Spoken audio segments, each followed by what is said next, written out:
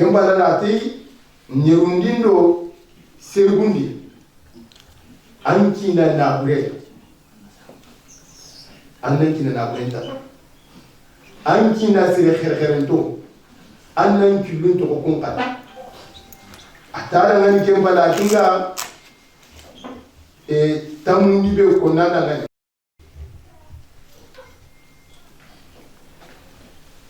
Allah tumpara ko kanna ngani Allah ta kesu da ba nu kundi so ba annan kina dumunya sugandi anni me dumunka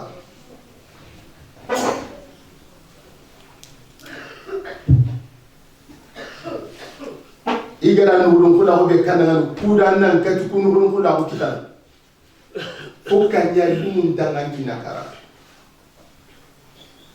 an kina ga kebe mulana kinya da ba an gana ku da bari su an kina ne daga kuma ko ya gare su ga na wure baga kun wurin kula won bana ga kire nya gare kira na hadin ko tan an killun to an kina da an nan mu gonto aga nan nya mai tike be anna da ba aga nan sai nan da gana tirin ka sira mun go ganna tike be ga aga ina kebe ko an nan nya wa tu tam propuntene an ka kin gon propuntene ari mu ku propuntene anna ni wati su agane gilu gole na da na yi gande nge mutene agan ko wati mun na kini nan da lin chon anan kenan bu anai yenan bu agana kebe mu kenga da ban anun ga kebe kenga da ban anna tauna hayanki na nyana da ngadu kuma mu kemma kinyana diga mori tale ngari amma kinyana diga do mangari ata ana ngani wasiya dukuno godi anna dudo tanki na gundo anna manki na gundo ko serena ati bazana nanki na gundo ko serena ni su anta sakanga kan yerine wasiya janga na halila ka ne hayi ibana na no godi ya harebe gamu dan nanki na kita hayan kina dal eske ni le ni amena ti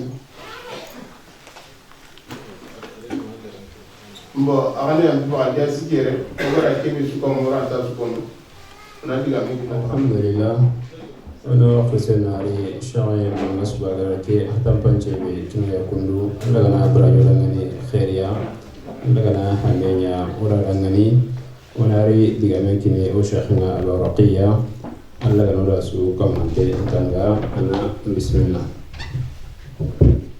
alhamdulillah rabbil alamin وصلى الله على نبينا محمد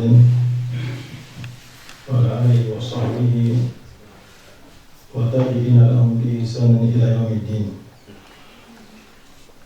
اللهم علمنا ما ينفعنا وانفعنا بما علمتنا واجعله حجة لنا ولا تجعله حجة علينا يا رب العالمين.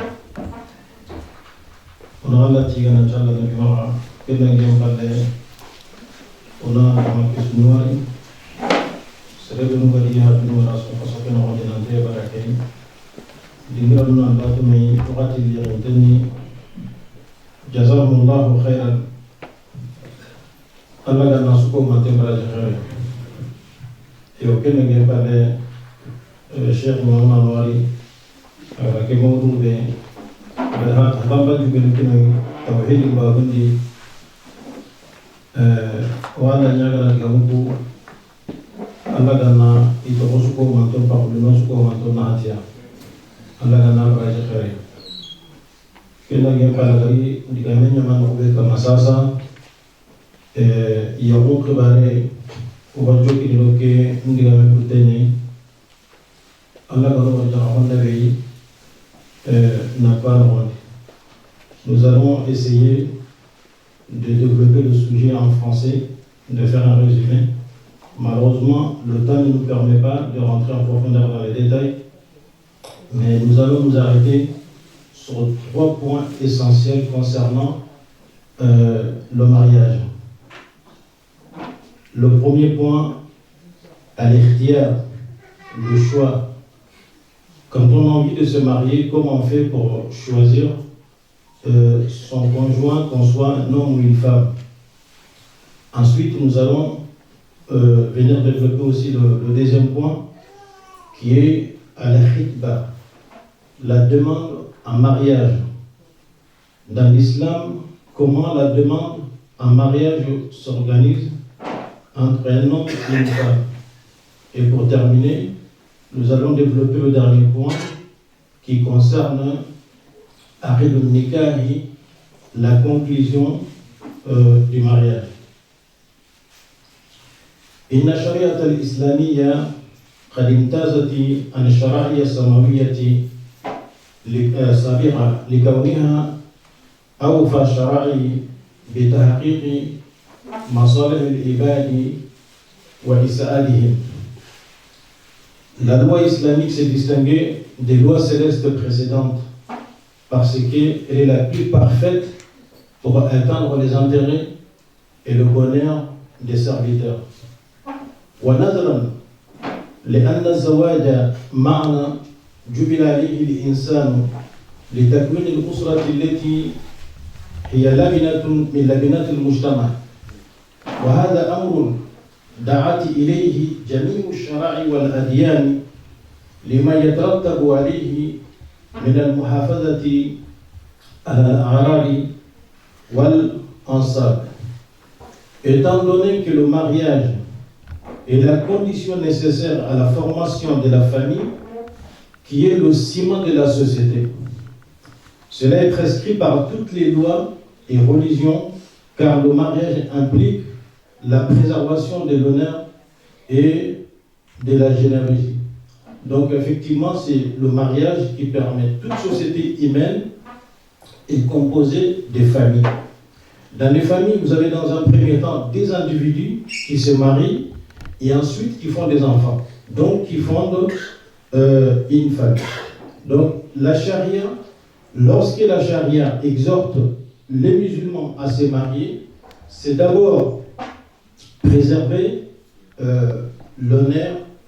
Quand par exemple nous voyons un homme et une femme ensemble, si nous ne savons pas qu'ils sont époux et épouses, nous pourrions penser des choses.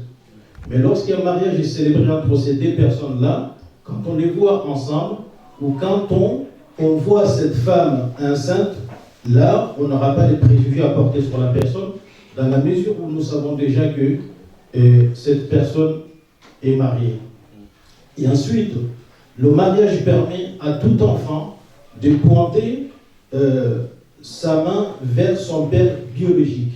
Dans la société, chaque enfant doit pouvoir dire « c'est un tel, mon père biologique ». Et cela se fait dans le cadre d'un mariage. Mais dans les sociétés où les choses sont libérales, où il peut y avoir des relations entre des hommes et des femmes hors mariage, dans ces sociétés-là, vous avez des dizaines de milliers, peut-être des centaines de milliers d'enfants qui naissent sans pouvoir connaître quels sont leurs pères biologiques. لذلك كان هذا العقد من أهم العقود خطرا وأرفعها قدرا، ومن ثم فإنه يشترط فيه ما لا يشترط في غيره من اشتراط الولي والإشهاد والإعلان بين الناس. Ce contrat est donc l'un des contrats les plus importants et les plus risqués. Il exige donc ce qui n'est pas exigé dans d'autres, comme le tuteur, le témoignage et la publicité auprès du public. Donc, nous allons voir un peu plus tard, pour qu'un mariage soit valable, il y a des conditions à respecter. Si ces conditions ne sont pas remplies, cela annule effectivement la validité du mariage. L'islam nous a donné ces prescriptions il y a plus de 14 siècles. Lorsqu'Allah a envoyé le message de Mohammed, dans le monde entier, la femme n'avait aucun droit dans aucun système humain, dans aucune religion, nulle part ailleurs. Que ce soit chez les chrétiens, chez les juifs, les grecs, les persans, les hindous, les africains, les arabes, nulle part au monde où la femme n'avait de tels droits. C'est l'islam qui a offert ses droits à la femme. Donc nous allons voir Muqaddimat al-Nikahi, les présentations des mariages. Al-Muqaddimat al-Oula, al-Ikhtiyar. C'est le moment de faire le choix, de choisir sa compagne ou son compagne de la vie. أهم الصفات التي تختار الزوجة لأجلها, les qualités les plus importantes pour lesquelles on choisit une femme. Lorsqu'un homme veut se marier, alors qu'est-ce qui doit l'inciter, le pousser à épouser cette femme-là? Il y a des qualités ou il y a des raisons pour lesquelles un homme demande la main d'une femme. On dit premièrement, أن تكون ذات دين وخلق فاضل نظرا لأن أخذ النكاح يدوم الأمر كله. Donc cette femme soit pieuse et qu'elle ait un bon comportement, car le contrat de mariage dure toute la vie. Effectivement, quand on s'engage dans un mariage, on ne s'engage pas pour une semaine, pour un mois, pour un an. Ce n'est pas un contrat à durée déterminée. Lorsqu'on s'engage dans un mariage, on s'engage pour la vie.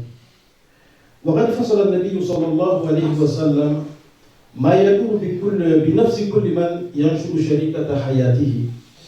Le messager d'Allah alayhi wa sallam nous a expliqué que tout homme qui cherche la compagne de sa vie, cette personne-là, il y a des choses dans sa tête où il y a des raisons qui vont le pousser à choisir cette femme-là. On est une femme par hasard. Il y a des raisons pour lesquelles on s'engage dans un mariage. Et le messager d'Allah alayhi wa sallam, il dit Tunkahul mar'atu li arba'i li maliha wa li hasabiha wa li jamaliha wa li diniha fazufur bi dhati din taribat yadak. An-Nabi alayhi wa sallam nous enseigne quoi? Il dit on épouse une femme pour 4 raisons. On épouse une femme pour 4 raisons. C'est bien sa lignée, sa beauté ou sa piété. Il dit tâche donc de choisir celle qui détient le digne, celle qui détient la piété. ففي هذا الحديث النبوي الشريف بين النبي صلى الله عليه وسلم رغبة التي تدور في نفس كل باحث عن الزواج. Effectivement, dans ce hadith, ce prophétique noble, le prophète alayhi wa sallam nous enseigne que tout homme qui cherche à se marier, effectivement, peut avoir l'une de ces raisons-là. فبين أن من الناس من يرغب في ذات المال ليستفيد بمالها. النبي عليه الصلاة والسلام nous enseigne que parmi les hommes, il y a des hommes qui vont vouloir marier, il y a des hommes qui vont vouloir marier une femme à cause de sa fortune, à cause de son argent, pour pouvoir bénéficier et profiter de sa richesse. Cela peut arriver effectivement lorsqu'un homme voit qu'une femme est riche, ou soit sa famille est riche, il va vouloir se marier avec elle pour profiter de sa richesse. Et même si ce n'est pas seulement l'argent, l'homme peut avoir un certain avantage dans le mariage de certaines femmes. Par exemple, ici en France, demain un garçon, c'est un exemple que je donne, demain un garçon qui n'a pas de papiers peut vouloir se marier avec une fille qui est née ici, qui est française, pour pouvoir obtenir ses papiers grâce à ce mariage avec cette fille-là. Il n'y a pas de mal à cela. Il n'y a pas de mal à cela. Seulement, il faut que le garçon soit sincère. Que le but ne soit pas de se marier uniquement pour avoir ses papiers, et une fois qu'il a ses papiers, et créer des histoires, aller marier une autre femme, et vous connaissez la suite. Donc, il ne faut pas que sa démarche soit basée sur cela. Sinon, il n'y a pas de mal à ce que un homme profite des avantages de sa femme ou une femme profite des avantages de son mari. النبي عليه الصلاة والسلام يقول ومنهم من يؤثر ذات الحسب ليتشرف بمصاحبة أهلها. Il y a aussi parmi les hommes, des hommes qui vont se marier avec une femme par rapport à sa lignée, la famille de la femme. Soit ce sont des gens influents dans la société, alors qui occupent des postes de responsabilité. Donc lui, il va penser qu'en mariant cette femme-là, peut-être que cela va ouvrir des portes devant lui dans la société, puisque les parents de la femme sont des gens haut placés.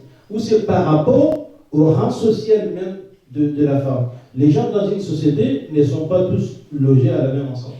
Il y a une différence entre les familles. Dans certaines sociétés, quand ils citent même le nom de famille de la personne, tout le monde sait qu'il s'agit de telle famille. Donc, il y a ce prestige-là. Il y a des gens qui vont vouloir effectivement se marier et marier une fille de telle famille pour profiter aussi de ce prestige-là. ومنهم من يثبت الجمال لتملأ نفسه بهجة وسرورا فيكون طيرا بإذن الله وأبرئ الأكمه والأبرص وأحيي الموتى بإذن